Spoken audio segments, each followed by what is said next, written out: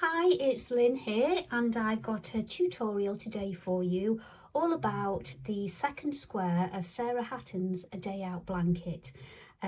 This is the Black Sheep Wools knit along, and we're on week 2, which is called New Lane. And this square involves a knitting technique called mosaic knitting. And basically the way that it works is you can create this lovely colourwork effect, but you are just working 2 rows in one colour at a time. But because you slip stitches along the way, you can create this lovely colourwork effect, which is really nice, and it's actually quite simple to do. The instructions do have all of the information all about mosaic knitting, but we just thought it might be nice to do a video tutorial for you so that you can make sure you understand what you're doing and how to slip the stitches in the right way, and just to help you to make your square look really lovely. So I've cast on according to the pattern, and it says to cast on 36 stitches, which is what I've done here. So I've already done that so that it doesn't take me too long. And then it tells me for row 1 to start with yarn C. So I'm going to attach yarn C onto my working yarn. I usually just do that by twisting the yarn around the old colour like that. I don't tie a knot usually, but you can do, you can join your yarn however you like to do it.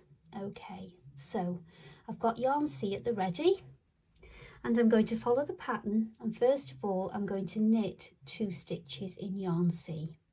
So this is just regular knitting. As I knit off the stitches, they appear in the new colour. Okay, so I've got those 2 stitches, so knit 2. Then the pattern says with yarn at back. Now, because we've knitted a stitch, the yarn is at the back of our work anyway, so you don't have to do anything at all. You just keep the yarn where it is at the back of your work. So it tells us to slip 2 stitches, and we're going to slip those purlwise. And the reason that you slip them purlwise is that if you slipped them as if to knitwise, it would twist the stitches around, and you don't want to do that. So you just slip them purlwise. Then the pattern says to knit 8. So I'm going to knit 8 in yarn C. 3, 4, 5, 6, 7, 8. So we've done our first pattern repeat, the little bit that's in brackets. And now we're going to repeat that twice more. So with yarn at back, we're going to slip 2 stitches, slip 1, slip 2. Then we just carry on and we knit our 8 stitches. 2, 3, 4, 5, 6, 7, 8. And our final pattern repeat is with yarn at back, again slip 2 stitches purlwise, and then we knit the final 8 of that pattern repeat. 3, 4,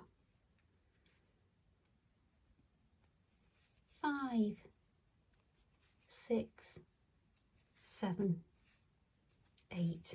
We've got 4 stitches left. Pattern tells us with yarn at back, so we're already at the back with our yarn, slip the 2 stitches and then knit the last 2 stitches. Okay, and where you've slipped those stitches, you will have just a little strand of yarn across the wrong side of your work. Okay, and that's because we left the yarn at the back when we slipped those stitches, so the little strand is sitting on the back too, which is what we want. Now we're going to turn our work, and we're going to go in the opposite direction and follow exactly the same pattern. So using yarn C, first of all we're going to knit 2. Now the only difference is we're on the wrong side of our knitting now. And what we don't want is for this strand of yarn to sit on the back of our knitting, because that's now the right side of our knitting, and we don't want a little strand of yarn sitting across those two stitches. So this is why we bring the yarn to the front. Pattern says with yarn at front, so you just bring the yarn between your needles so that it's at the front of your work. Then you slip the stitches just like you did before, and then you take the yarn between the needles to the back. So that little strand of yarn is on this wrong side of your work, which is where we want it to be. Then we knit 8. 1, 2, 3, 4, 5, 6, 7, 8. With yarn in front, so we bring the yarn to the front. We're going to slip 2 stitches, take the yarn to the back, and then we're going to knit 8 again. 1, 2, 3, 4, 5, 6, 7, 8, and then with yarn in front, bring the yarn between the needles, slip 2, take the yarn to the back, and knit the last of those 8 stitches. 4, 5, 6, 7, 8. With yarn at front, bring the yarn to the front, slip 2, take the yarn to the back so that you can knit those last 2 stitches. And you'll see now, if we don't turn our work, because this is the wrong side of work, you've got another little strand of yarn sitting across the back of those cream stitches. They do pull up just a little tiny bit, so don't worry about that. Then if we turn our work to the right side here, you'll see that we can start to see the pattern emerging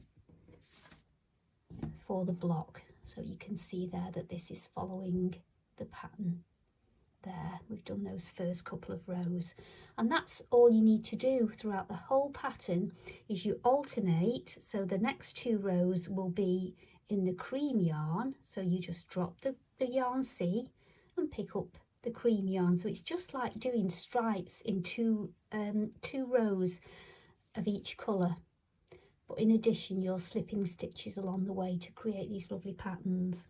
And if you want to, you can just follow the chart that's provided.